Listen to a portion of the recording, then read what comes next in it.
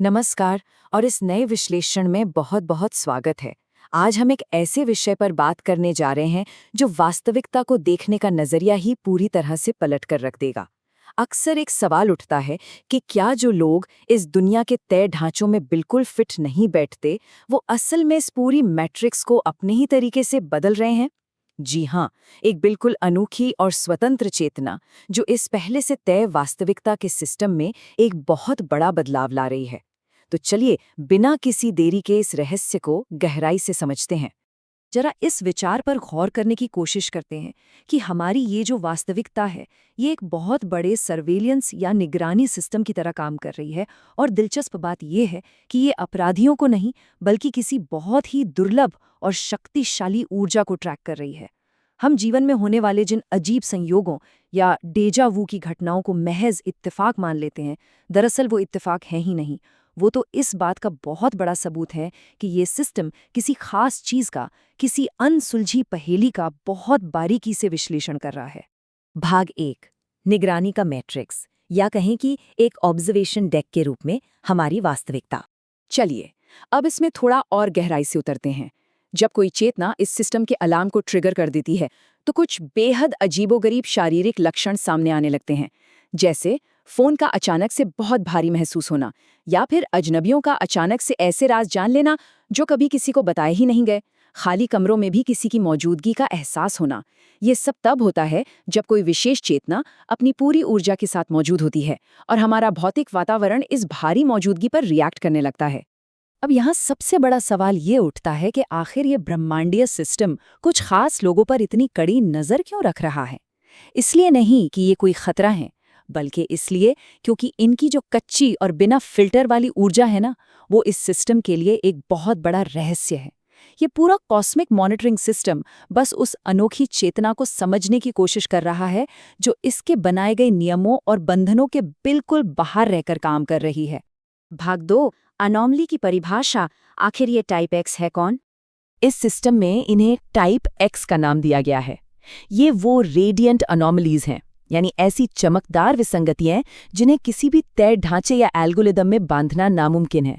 जो पारंपरिक personality test होते हैं ना, वो इन पर आकर पूरी तरह से फेल हो जाते हैं, क्योंकि ये स्वाभाविक रूप से इतने स्वतंत्र होते हैं कि किसी भी पहले से तय किए गए लेबल या सांचे में फिट होने से साफ इनकार कर देते हैं।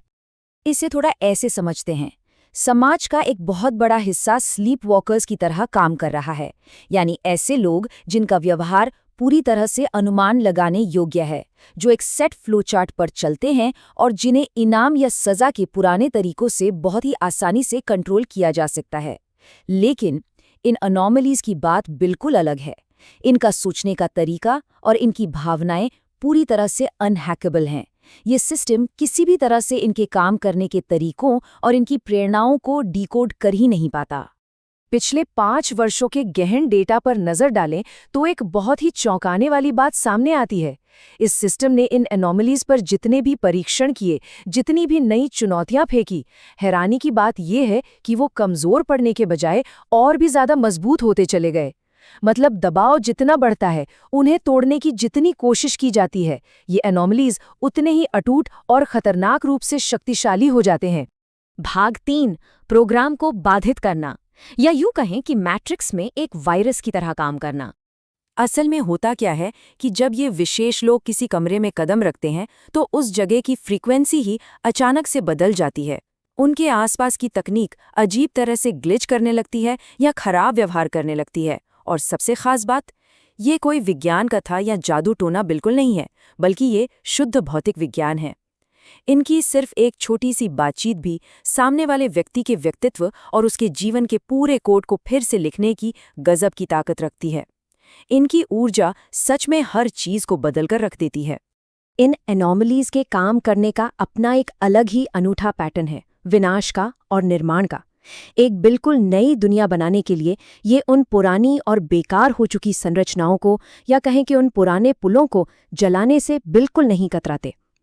इनके भीतर एक बहुत ही गहरी और अद्भुत क्षमता होती है, अपने ही गहरे आघात और दर्द को एक अविश्वसनीय और रचनात्मक शक्ति में पूरी तरह से बदल देने की।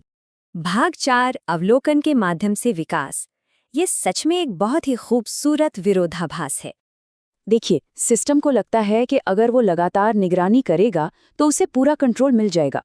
लेकिन सबसे बड़ा विरोधाभास तो यहीं छिपा है।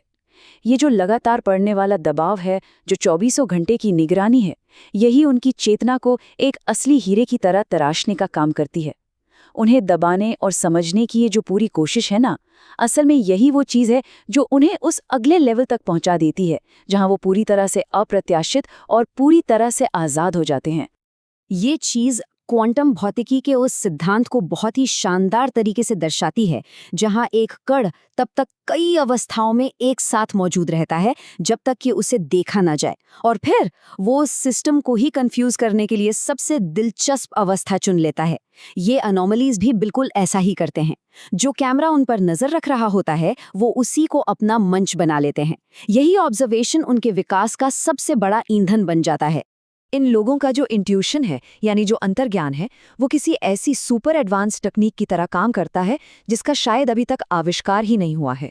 ये इस मैट्रिक्स की पहुंच से बिल्कुल बाहर मौजूद सर्वरों से सीधे नए अपडेट डाउनलोड करते हैं।